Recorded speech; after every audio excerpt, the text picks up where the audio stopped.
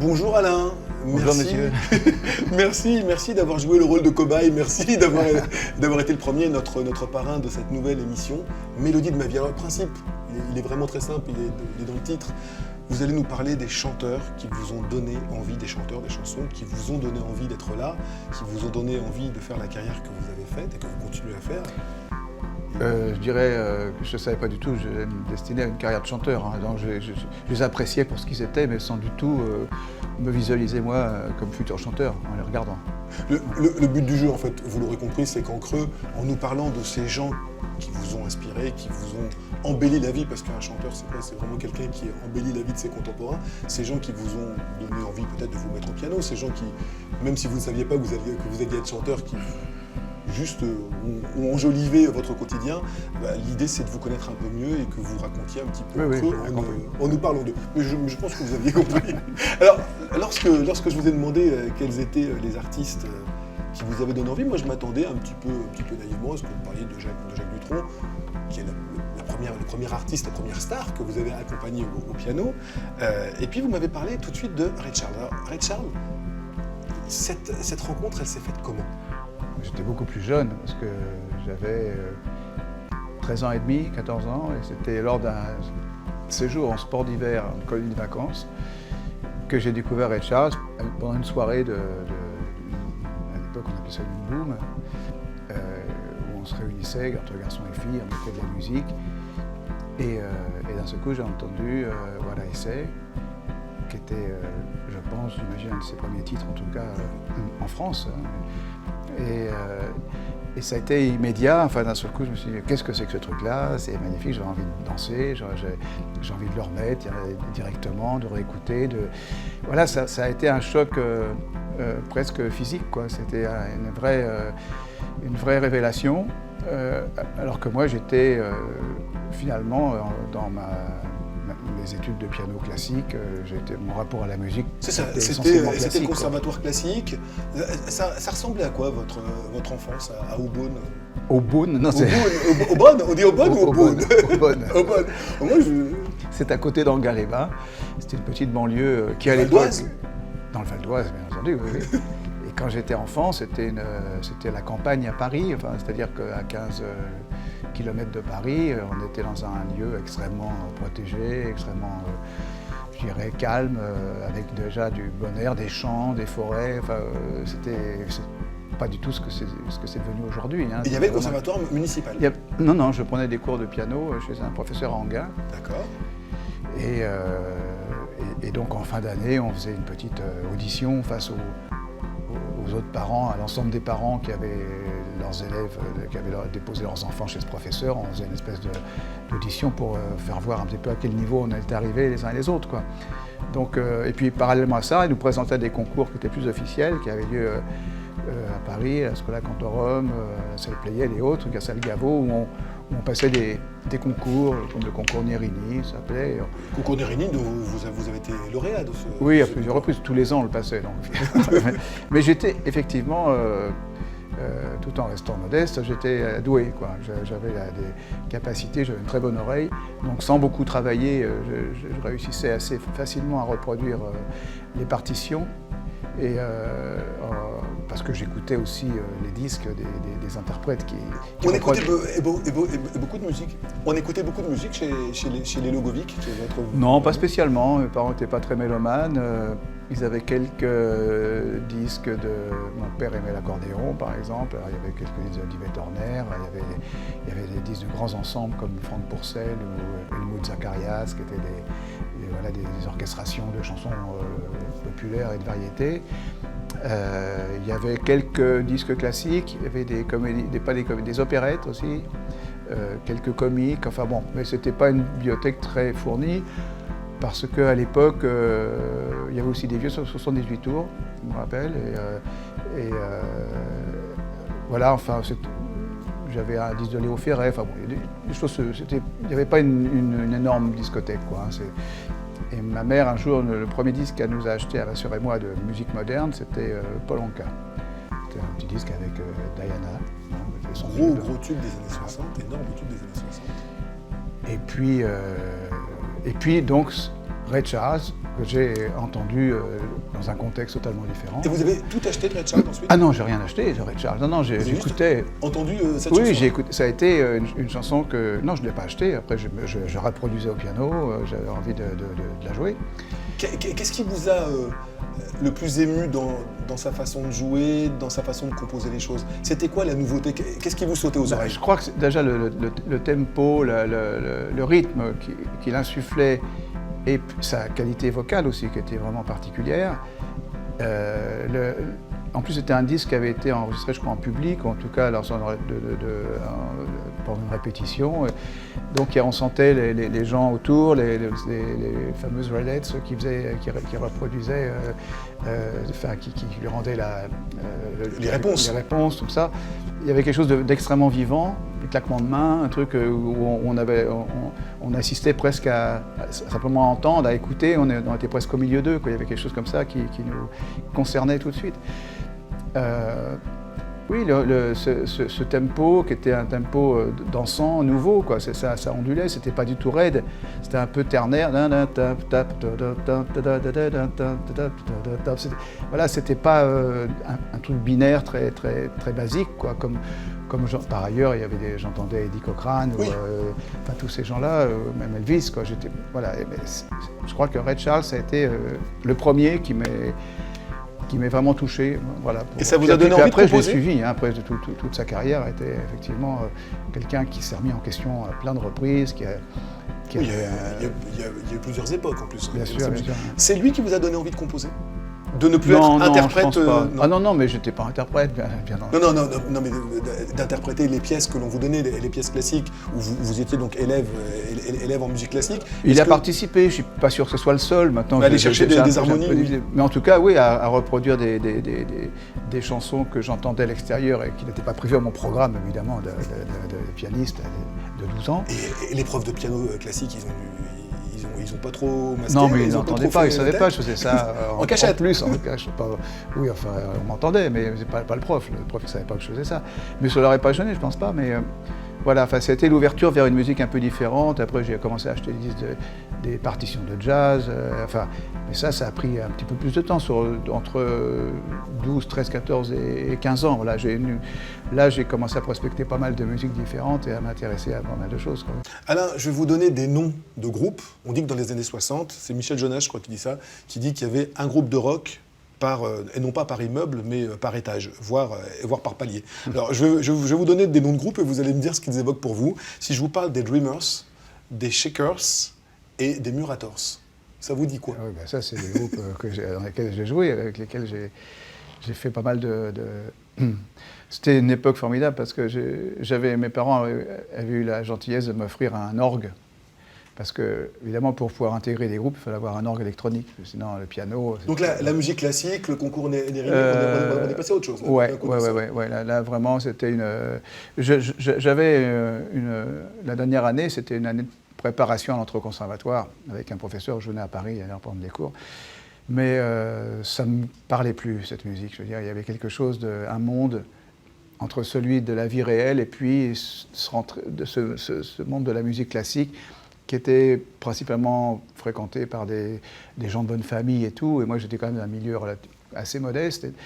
Donc, j'étais pas à ma place. Là, je sentais un peu en décalage. Et donc, par contre, ce que j'entendais à la radio, les émissions Salut les copains, etc., me plaisaient beaucoup, quoi. Donc, j'avais naturellement... J'allais vers cette musique-là, je l'entendais, je la reproduisais, j'achetais des partitions, j'écoutais les disques, j'achetais des disques. Enfin, moi, j'étais parti. C'est à ce moment-là que vous dites, tiens, j'en ferais bien mon métier? Non, je pensais loin de là. Loin de moi, en l'idée d'en faire un métier. Non, j'étais juste... Passionné. Voilà, adolescent passionné. Exactement. Mon père m'a donc un jour accompagné chez Paul Böcher et on a acheté un petit orguener. Et puis là, j'avais les moyens là, de travailler chez moi, j'avais une petite sono, etc. Et petit à petit, je cherchais à intégrer des groupes. Alors au début, j'avais un copain d'école qui avait une petite guitare chez lui, on a commencé comme ça. Et puis j'ai vu des petites annonces, il y avait des journaux à l'époque qui permettaient aux musiciens de se retrouver, des avis, des recherches, on cherche groupe, cherche organisme, etc. Et j'ai intégré comme ça un premier groupe qui s'appelait donc les Shakers. C'était un groupe déjà constitué d'un bassiste, un batteur, un petit peu élaboré, quoi. Un guitariste, voilà. Et alors c'est amusant parce que tout ça se passait dans le meilleur des mondes. Et donc on était des musiciens qui avions un répertoire uniquement musical. Personne d'entre nous chantait. On répétait, etc. Bon, on se produisait dans des petits concours, des choses comme ça.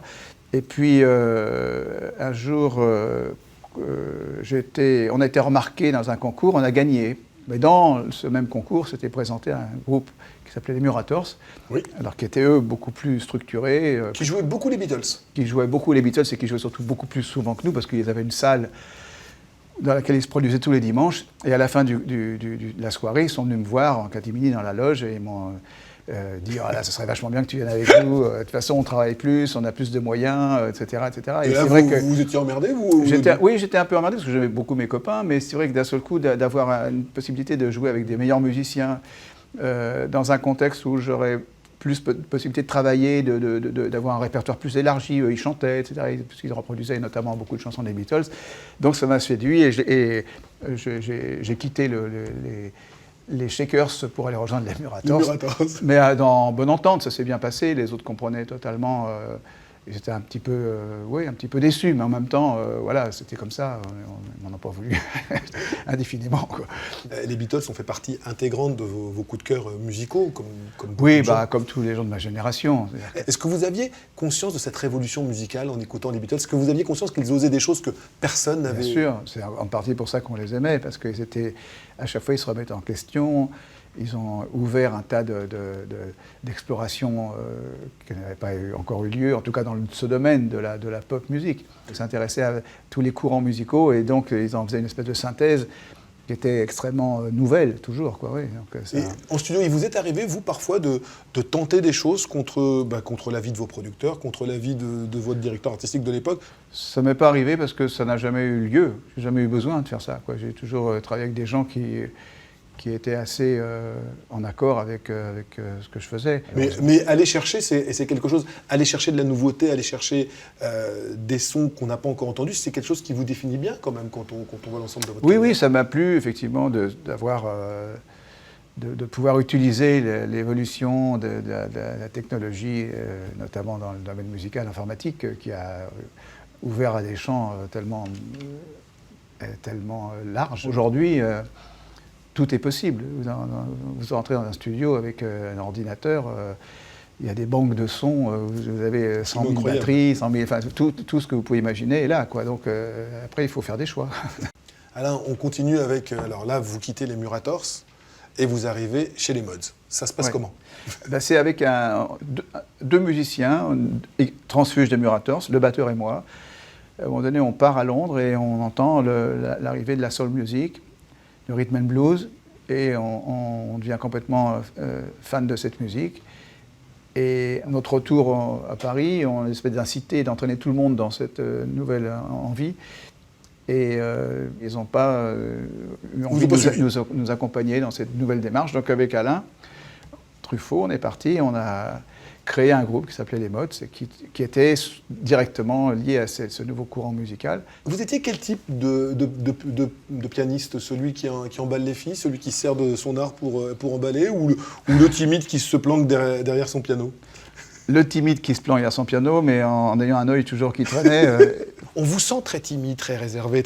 Est-ce que la musique, justement, ça vous a aidé à être bien avec vous-même aussi? Déjà, à obtenir une sorte de liberté par rapport à mes parents qui m'ont autorisé effectivement à rejoindre des groupes alors que j'avais 14 ans, 15 ans, j'étais quand même jeune. Ces gens-là avaient 3-4 ans de plus que moi. Et ça a toujours été le cas, même après quand j'ai accompagné Dutronc, ce qui sera l'objet de la suite de l'interview. Voilà, j'avais 3-4 ans de moins que les autres musiciens. Et il y a toujours eu ce décalage-là. C'est-à-dire que j'étais avec des grands frères ou des initiateurs dans différents domaines. Et voilà, tous ces gens m'ont accueilli comme un petit frère, comme un type que j'ai toujours un peu protégé au milieu de ces équipes un peu de barge, quoi. Et justement, alors, Dutronc, c'est à cette époque, à l'époque où vous êtes avec les Mods, que vous le rencontrez. Il incarne déjà ce que va être la révolution de 68, on est en 66, mais c'est la grande révolution. Il y a eu les yéyés avec des chansons, on peut bien le dire aujourd'hui, certes charmantes, mais avec des textes souvent insipides, et lui arrive avec le deuxième degré, avec les textes de Lanzmann, avec un cynisme à toute épreuve, avec un humour à toute épreuve, un recul. Comment ça se passe, la rencontre entre Alain Chamfort et Jacques Dutronc? Son disque sort, le nôtre aussi, et lui, il a évidemment un succès immédiat. Il est appelé à faire de la promotion, à faire des émissions de télévision, etc. Et les musiciens qui ont participé à son enregistrement sont occupés sur une tournée, donc il a besoin de trouver des musiciens. Comme nous, notre disque ne marche absolument pas, on est totalement disponible, et nous réquisitionne. Ce qui fait que l'année de la sortie de son premier 45 tours, moi, etc., on est parti avec lui l'accompagner dans les émissions diverses et variées. C'était l'été, et puis au retour en septembre, il m'a gardé avec lui, et là on a attaqué l'enregistrement de l'album avec les Playboys, avec les Cactus et tout ça, et après je l'accompagnais pendant 2 ans, quoi. Et quel rapport vous aviez? Il était facile à suivre? Il était très drôle, on se marrait. C'était vraiment les vacances, quoi, tout le temps, c'était une vie que je découvrais, parce qu'en 66, j'étais encore à l'école, enfin au lycée, et puis en 67, j'ai passé mon bac. Mais c'était à l'époque où je travaillais avec Jacques, donc j'ai fait un bac par correspondance. Enfin, je ne suivais plus mes études dans les établissements. Et donc, c'était une vie totalement que je découvrais, qui était une vie de grande liberté, où on passait notre temps à ricaner. Vos parents, ils le prennent comment, ça, à l'époque? Mes parents étaient assez inquiets, mais c'était amusant. On a organisé un rendez-vous entre mes parents et ceux de Jacques, comme pour des fiançailles, quoi. Ils voulaient quand même essayer de comprendre à qui on avait affaire. Et avec qui leur fils allait partir sur la route. Donc, ils ont pris un café ensemble chez les parents de Dutronc, et puis ils ont vu que c'était quand même des gens qui étaient normaux, relativement normaux. Relativement, et pas complètement pour avoir un fils comme ça. Et donc, ils m'ont accordé leur accord, enfin pour que je rentre dans cette équipe. Et j'y suis resté 2 ans. Et pendant 2 ans, on a beaucoup tourné. Et c'est là où vous vient l'envie de chanter? Ah non, du tout, non. Toujours pas? Non, alors après, il y a les événements de 68. Adi Calafat connaissait Dick Rivers. Paris était bloqué. Moi, j'avais plus de train pour rentrer en banlieue chez mes parents. Et je me retrouve à camper chez Dick Rivers pendant une quinzaine de jours, 3 semaines. Et c'est Dick Rivers qui me propose de chanter. Et qui vous produit au départ? Et qui me produit. Mon premier 45 tours, et je sais, vraiment, il n'avait jamais entendu le son de ma voix. Qu'est-ce qui l'a fait flasher? Je n'ai aucune idée, il faudra lui poser la question. Vous ne lui avez jamais demandé? Parce qu'il y a quand même eu 5 45 tours sous le nom de Alain Logovic. Tant que ça? Non. Il y en a eu 5. Il y a eu 5 45 tours entre 68 et 70. Non, pas 5. Il faudra vérifier vos non, je ne crois pas. Je pense qu'il y en a eu 3. Au grand maximum. Il y a eu quelques 45 tours sortis sous le nom de Alain Logovic, oui. Et vous ne lui avez jamais demandé ce qu'il vous avait... non, moi... Ce qu'il avait séduit chez vous? Puisqu'il a eu cette proposition, et moi je trouvais que c'était amusant de tenter l'expérience, quoi. Je me sentais pas vraiment disposé pour ça, enfin d'avoir les compétences et les capacités pour le faire, mais en même temps je voyais ça un peu comme un jeu, quoi. Je sais pas comment dire, une opportunité qui se présente, voyons et testons. Et là, je me suis aperçu que je n'étais vraiment pas fait pour ça, quoi. C'est-à-dire que je me retrouvais sur des plateaux pour faire la promotion. J'arrivais dans des émissions de radio face à Philippe Bouvard. Je fondais sur place. C'était pas votre truc. Je perdais tous mes moyens. Mais vous composiez déjà? Oui, j'avais écrit des chansons pour le Mogs. Et puis, oui, les premiers disques, je faisais mes chansons moi-même. Enfin, du moins les musiques, oui. Voilà, enfin tout ça, ça remonte à loin quand même. Hein. Alors, si mes renseignements sont bons, si mes fiches sont exactes, c'est vous qui jouez dans les Playboys de Jacques Dutronc, ah oui, ce fameux gimmick encore, c'est vous ça? Ah oui, absolument. Vous seriez capable de nous le faire? Oui, monsieur, je serais tout à fait capable de le refaire. La tonalité, ça va nous ça. Enfin, il faisait encore.